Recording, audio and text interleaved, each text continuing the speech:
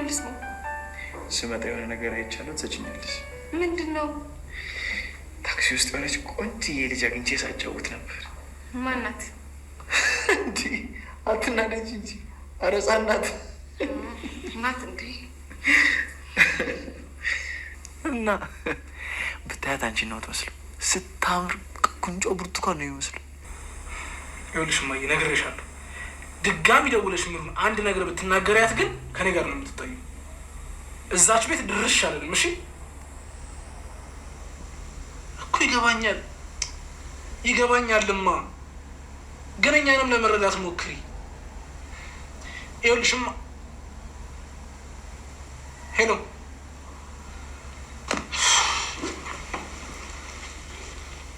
ምሪ እናት ላይ ነው እንደዚህ የምትጮህባት? ይኸውልሽ ምን መሰለሽ ምሩ፣ መግባባት ስላልቻልን። ምንም ቢሆን እናትህ እኮ ናት። በቃ አሁኑኑ ደውላ ይቅርታ ጠይቃት። እሺ ግን ምንም ግን የለውም ናኦሚ። በቃ አሁኑኑ ደውልና ይቅርታ ጠይቃት። ኪራ ዛሬ የሚገርምና እንደው ምናልባትም ያስበዋል ተብሎ የማይታሰብ ጥያቄ ይዞላት ለጽናት ተከስቷል ማለት ነው። ጽናት አረቀረ የት ሄዶ ነው ብላ እያሰበች እያለ ከቻለና ዛሬ እንግዲህ ታክሲ ውስጥ የሆነች የምታምር ልጅ እያጫወትኩ ነበርና እንደሷ አይነት ልጅ እንዲወለድልኝ እፈልጋለሁ ብሏታል። የሚገርመው ነገር ደግሞ ከነጾታው መወሰኑ ነው፣ ራሱ መወሰኑ ነው። ራሱ የገረማት እንዴ እኮ የእግዚአብሔር ስጦታ ነው፣ ደግሞ ጾታውንም አንተ ነህ እንዴ የምትወስነው ስትለው፣ በፍጹም በቃ የምታምር ልጅ አይቻለሁ፣ እሷን በስጦታ መልክ አሁንኑ ለኔ ማበርከት አለብሽ ብሎ ኪራ በቃ አፋጦ ይዟታል ማለት ነው ጽናትን። ጽናት ደግሞ እስቲ ቆይ እናስብበታለን፣ ነገር ግን እንትኑስ ጋብቻውስ ትሏለች። ጋብቻው በቃ የሚችሉ ከሆነ አባትሽ ነገም ከነጎዳ የሚዳሩንና ቶሎ ወደ ዋናው ነጥብ እንግባ እንጂ የፈለገ ነገር ቢመጣ የሴት ልጅ አባት መሆን አለብኝ ብሎ መጥቷል ማለት ነው። እንግዲህ ልጆችን ስታያቸው በጣም ነው በቃ ደስ የሚያሰኙት። ታውቃላችሁ ልጆች እኮ ጭንቀት ቢኖር እንኳን ያስረሳሉ። የሆነ በቃ የደበረውን ሰው ራሱ ዝም ብለው ከመሬት ተነስተው ታክሲ ውስጥ ምናምን መተው አጠገባችሁ ቆሞ ያጫውታሉና እንደ ልጅ በጣም ደስ የሚል ነገር የለም። በእርግጥ እውነቱን ነው፣ ልቡ ቢነካም እውነቱን ነው። ነገር ግን ከሰርግ በኋላ ይደርሳል የምትለው የጽናት አካሄድም ትክክል ናት። እሱ ግን ይሄ ሁሉ አልታየውም። አሁኑኑ በቃ አሁኑኑ ዛሬውኑ እንጃ ገዝታ የምታመጣ ነው የመሰለው። የናሆም እናት ደግሞ ያው እንደሚታወቀው ሁል ጊዜ ያው ልጅ እንደምትለው ሁሉ ዛሬ ደግሞ ናሆም ጋር ደውላ ያንን ጉዳይ እንዴት አደረሳችሁልኝ፣ ልክ በቃ ሲደርስ እንደውልላችኋለን ብሎ እንደ ዘጋ ደንበኛ እስኪ ላስታውሳቸው እያለች ማለት ነው ትደውልላችኋለች። ያን ጉዳይ እንዴት አረጋችሁት? ምሩዬ ምን አደረገችው? ጉዳዩን እስኪ አናግራት፣ እስኪ ላናግራት፣ ቶሎ በይበላት እያለች ታጠድፋለች። ዛሬ ደግሞ ልክ ለናሆም ስትደውልለት ናሆም ልኳን ነግሯታል። ከእንግዲህ በኋላ እንዳትጠይቅን፣ እኛ አሁን ለጊዜው ያለንበት ሁኔታ በቂና ተስማሚ ነው። የሚገርማችሁ ነገር እንደዚህ ባለቤት ኮስተር ብሎ ሲናገር እናቶች ወይም ደግሞ እንደዚህ አማቾች መሀል የሚገቡ በትዳርም ሆነ በልጅ ካልተወለደልን ብለው መሀል የሚገቡ ቤተሰቦች እንደዚህ ደንገጥ ይላሉ። ግን ናሆም እዚህ ጋር ዝም ብሎ ቢያባብላት እናትየው ሁል ጊዜ ምሩዬን ከማስጨነቅ ምንም አትወጣም ነበር። ነገር ግን እሱ አሁን ያለንበት ሁኔታ ለኛ በቂያችን ነው፣ ለምሩ እየደወልሽ 10 ጊዜ እንደዚህ አተበያት፣ ያለው ነገር ይበቃል ብሎ ተቆጥቷታል፣ ገሰጽ አድርጓታል። ይሄ ነገር አስደንግጧት እናትየው ጆሮ ላይ ዘግታበታለች። ግን ናሆም አስደስቶኛል። በቃ እሱ እውነትም ለምሩዬ መከተዋ ነው፣ ለሁሉም ጊዜ አለው። አማችየዋ ማለት እውነቴን ነው የምለው፣ እንደው የናሆም እናት በጣም ነው የምንወዳት፣ ባህሪዋ እጅግ በጣም ጥሩ ነው። ግን ለነሱ የሚተውላቸውን ጉዳይ እኔ ያውቅላችኋለሁ ብላ ዛሬውኑ ልጅ ካላመጣችሁ ሞቼ ይገኛለሁ ብላለች። የቤታቸውን ራሱ ፕሮግራማቸውን ራሱ ለማዳመጥ አልፈለገችም። በቃ አንድና አንድ ልጅ፣ ምናልባት ምሩዬ ቆንጆና አስተሳሰቧ መልካም ስለሆነ ከልጄ ታመልጠዋለች ወይም ደግሞ ሌላ ትወዳለች ብላ ከሆነ እንዳታስበው። ምክንያቱም ልጇም ራሱ ናሆም ምርጥ የማይገኝ ተንከባካቢ ባል ስለሆነ ለምሩዬ በቂዋ ስለሆነ የትም አትሄድም። ጊዜ ጠብቃ ልጁንም ቢሆን ታመጣዋለች ማለት ነው። ስለዚህ ይህንን ነገር ስትናገር እሱ እያዳመጠ ሲመልስላት ምሩዬ እያዳመጠች ነበር። የሚገርማችሁ ነገር ስለሷ እየተቆረቆረ ስለሷ እየተቆጣ ሌሎች ሚስቶች ቢሆኑ ወይ ያለቅሳሉ ወይ አዎ ሁሉ ጊዜ እንደዚህ እያለች ትጨቀጨቀኛለች ምናምን ነበር የሚሉት። እሷ ግን እናትን ይቅርታ ጠይቃት። በጣም ነው የገረመችኝ። እናትን ይቅርታ ጠይቃት። እናት እስከሆነች ድረስ መብቷን የፈለገችው መናገር፣ አንተ እንደዚህ ልትጮህባት አይገባምና እናትን አሁኑኑ ደውለ ይቅርታ ጠይቃት አለችው። በጣም ነው የገረመኝ።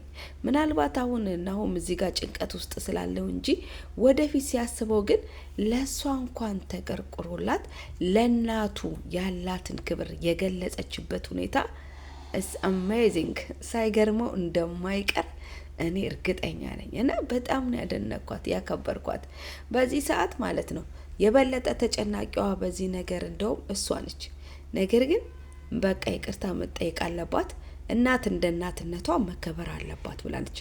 ግን እሷ የምትወደው ልጇ ስለሆነ ምንም ነገር እንኳን ቢላት ብዙም ስለማትከፋበት ማስጠንቀቁ ወይም ደግሞ ትንሽ ኮስተር ማለቱ አይከፋም በይኔ። ዛሬ ደግሞ ሰኒ የሚገርም ለክብሮም ያላት አመለካከት እንደው በቃ ሙሉ ለሙሉ ተቀይሮ አክብሮቷንና አድናቆቷን በአይኗ ሳይቀር ስትገልጽለት ነበረ። እስቲ እባክን ዛሬ ያንተ ምግብ አምሮኛልና ፍርፍር አፈርፍርልኝ ብለዋለች።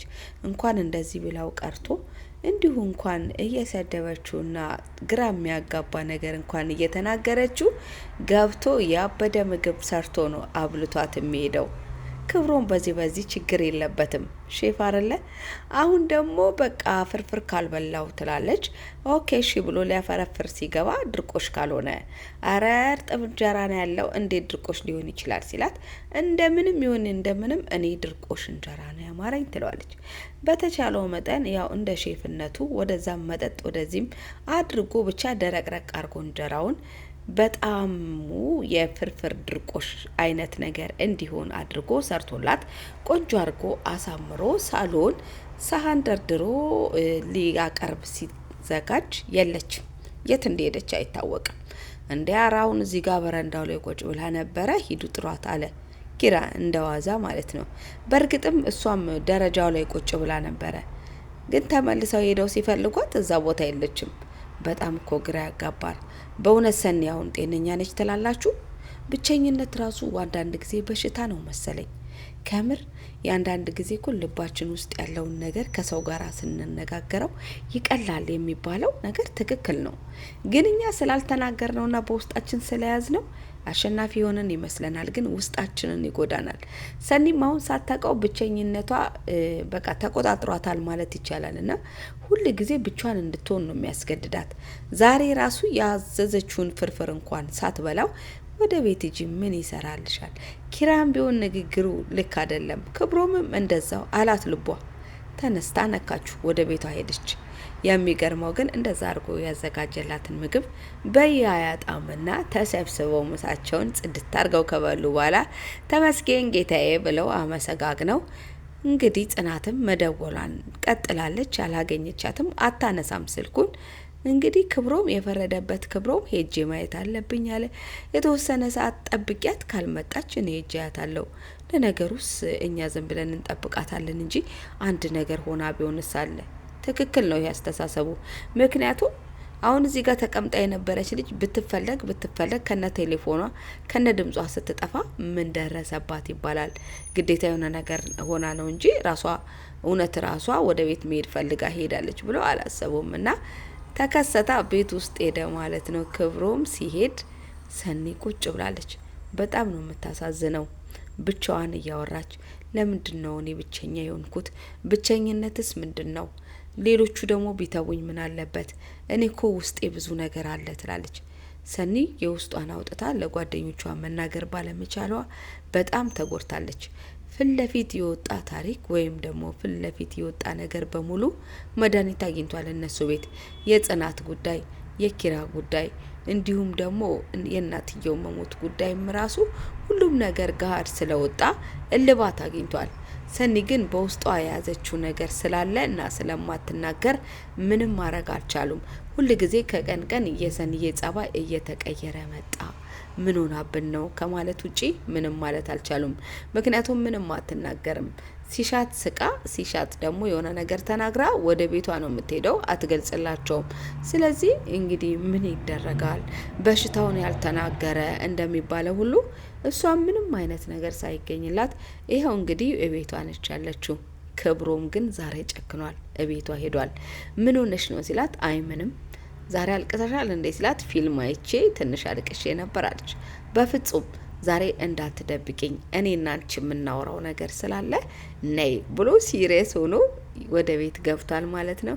በእርግጥም ዛሬ ምናልባት ያለውን የውስጧን ለክብሮም ተተነፍስለት ይሆን? ምክንያቱም መጀመሪያ አካባቢ በተለይ ዛሬና ትላንትና ደስ የሚል ስሜት ነው ለክብሮም ያላት። ስለዚህ ምናልባት ለጠየቃት ጥያቄ ቀጥተኛ መልስ እንደ በፊቱ ሳታሾፍና ወደዛ ወደዚህ ሳትል ፊት ለፊት ከተናገረች ክብሮም ለብዙ ሰዎች መፍትሄ ሲፈልግ ሲያፈላልግ ስላየ ነው። የእሷም እንግዲህ ጉዳዩዋ መቋጫ ያገኛል ብለን እናስባለን። ዛሬ እንግዲህ የዛሬው ድራማ እዚህ ላይ ነበር ያቆመው።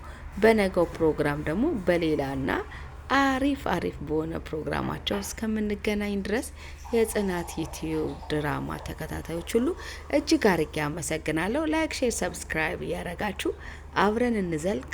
በጣም ነው የምናመሰግነው።